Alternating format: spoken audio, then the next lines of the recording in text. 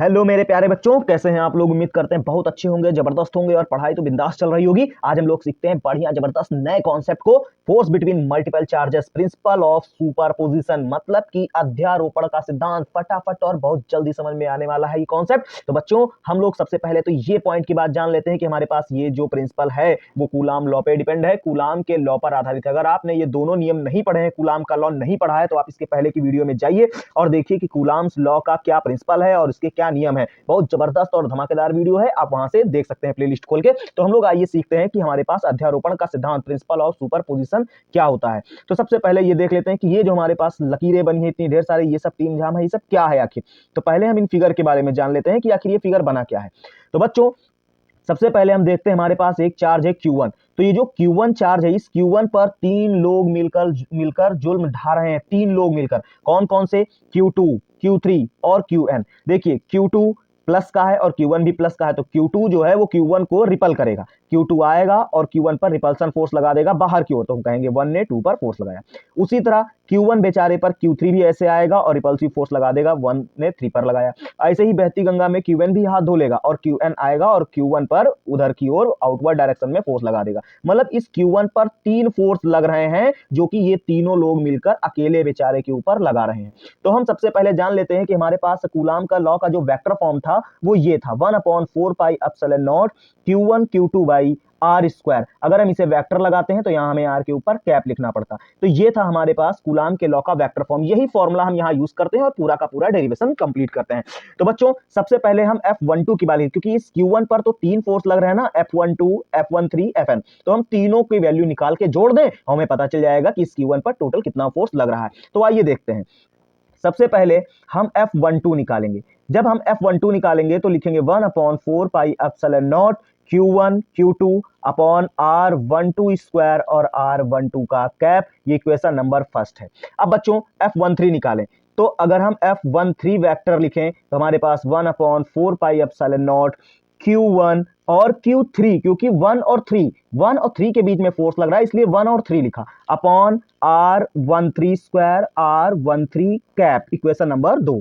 अच्छा Fn की बात करें तो Fn vector is equal to 1/4 pi epsilon nought Q1 और Qn upon R1n square R1n का कैप, इक्वेशन नंबर 3।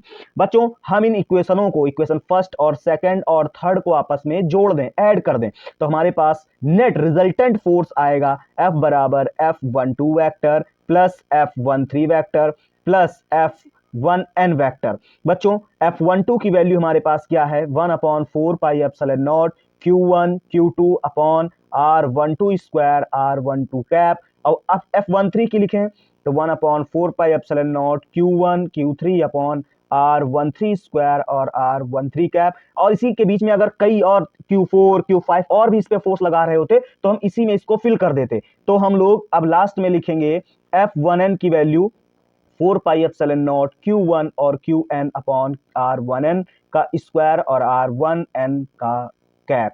अच्छा बच्चों इसमें से हम कॉमन ले सकते हैं। वो कॉमन क्या लिया जाएगा? 1/4 पाई एप्सिलॉन नॉट कॉमन ले लें और कुछ कॉमन नहीं आएगा, बाकी सब अंदर लिखा जाएगा। हाँ Q1 सब जगह पर है तो Q1 हम कॉमन ले सकते हैं, बाकी अंदर बचेगा Q2 upon R12 square R12 cap plus Q3 upon R13 square और R13 cap dash dash Qn upon R1n square और R1n का कैप। इस तरह से हमारे पास रिजल्टेंट आ गया। हम ये कह सकते हैं कि इस Q1 पर टोटल रिजल्टेंट फोर्स इतना लगेगा। तो बच्चों ये ज्यादा कठिन डेरिवेशन नहीं था, बिल्कुल सिंपल था और हम लोगों ने सीख लिया है कि सुपरपोजिशन, प्रिंसिपल ऑफ सुपरपोजिशन, अध्यारोपण का सिद्धांत क्या होता है। ये हमारा रिजल्टेंट फॉर्मूला मिल के आया। अच्छा बच्चों इसी के आगे हम लोग अब नई चीज सीखने वाले हैं, जबरदस्त और धमाकेदार, और हम उसमें देखते हैं कि हमारे पास कूलाम का लॉ और ग्रेविटेशन लॉ, कूलाम और ग्रेविटेशन दोनों का कंपेयर कराते हैं और जानते हैं कि आखिर ये दोनों कूलाम और ग्रेविटेशन एक दूसरे से कैसे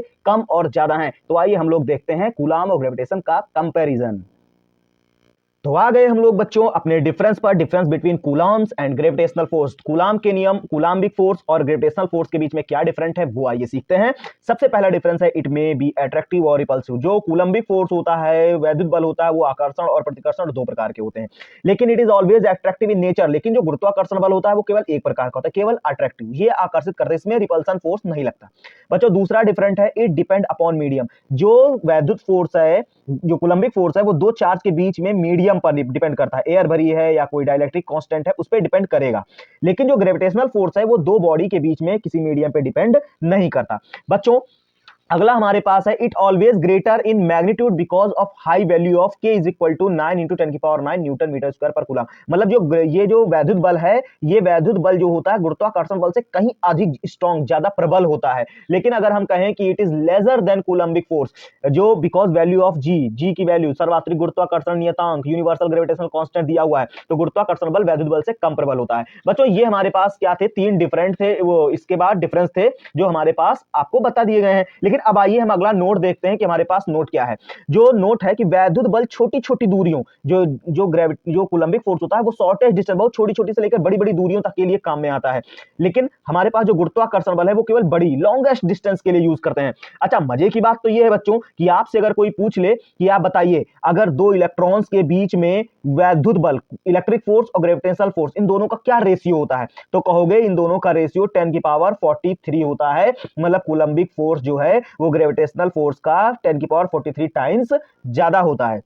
अच्छा दो प्रोटॉनों के बीच अगर हमको वैद्युत बल और गुरुत्वाकर्षण, कूलम्बिक और ग्रेविटेशनल फोर्स का रेशियो पूछा जाए तो हम कहेंगे 10⁻36 हमारा होता है। एक इलेक्ट्रॉन और एक प्रोटॉन के बीच पूछा जाए तो वही फोर रेशियो हमारा 10⁻39 होगा। बच्चों कूलम्बिक फोर्स के लिए फॉर्मूला 1/4πε0 Q1 Q2/r² लगता है। वहीं ग्रेविटेशनल फोर्स के लिए हम कैपिटल G m1 m2/r² लगाते हैं। ये दोनों लॉ जो हैं वो उनका अगर ग्राफ देखा जाए तो अगर ये डिस्टेंस है और ये फोर्स है, ये एक्स एक्सिस है और ये क्या है, वाई एक्सिस। बच्चों तो अगर हम फोर्स की बात करें, तो ये ग्राफ की बात करें, तो हम जैसे जैसे डिस्टेंस बढ़ाते जाएंगे हमारा फोर्स क्या होगा, डिक्रीज होता चला जाएगा। तो इसके बीच में खींचा गया ग्राफ इस तरह से होगा। ठीक बच्चों, ये जो कूलाम का लॉ है, नोट कर लीजिए, याद कर लीजिए, पूछा जाता है कि कूलाम का नियम किस नियम का पालन करता है, तो ये व्युत्क्रम वर्ग के नियम का पालन करता है। नोट डालिए और लिखिए कि कूलाम का नियम व्युत्क्रम वर्ग के नियम का पालन करता है। Coulombs law depend on inversely square law को फॉलो करता है।